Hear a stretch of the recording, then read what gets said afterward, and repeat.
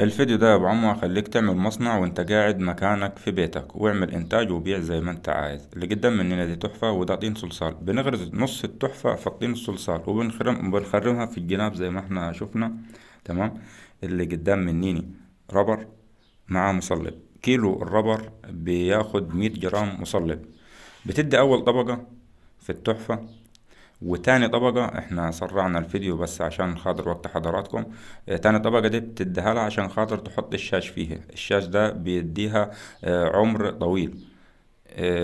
زي ما احنا شايفين حضراتكم الحزام اللي انت بتحطه في الحوالين دير ده عشان خاطر الرابر ما يسيحش منك ويتهدر.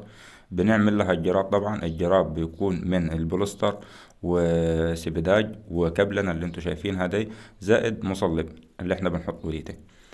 برضو كيلو البوليستر عليه 100 جرام مصلب. عملنا الجراب بتاع الوش الأولاني.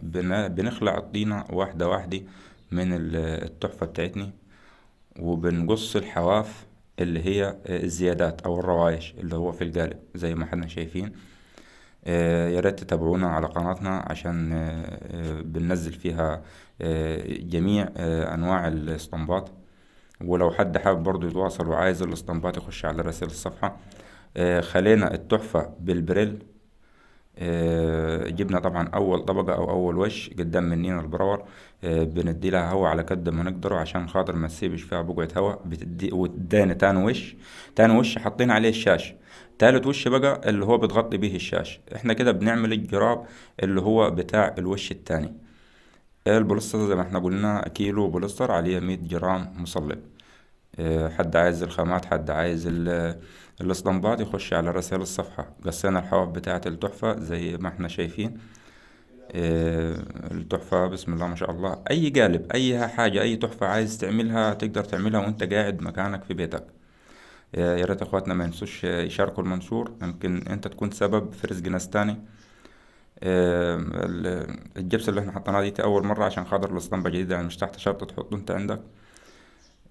جبنا المية وجبنا الجبس. مية وجبس عادي، ممكن تعملها برضو بالبوليستر التحفة نفسي. بس على قد إمكانياتك، يعني ممكن ب1000 جنيه تشغلك. بتصب الجبس طبعا. بتزرج يدك حوالين داير عشان خاطر ما تبقاش فيها أي نقطة هواء. التحفة وهي طالعة بعد ما نشفت. طبعا الفيديو خدنا فيه النهار كله. يا ريت تقدروا تعبنا بس، ولايك للمنشور ومشاركة للمنشور زي ما احنا شايفين. تحفة طالعة بسم الله ما شاء الله. هنلونها برضو مع بعض. حب الخير لغيرك كل الخير يجيلك. والدال على الخير يا ابو عمو كفاعله. يعني يا ريت تشارك المنشور وتدوس لنا لايك للمنشور عشان يوصل للناس كله. اسعد الله اوقاتكم بكل خير. السلام عليكم.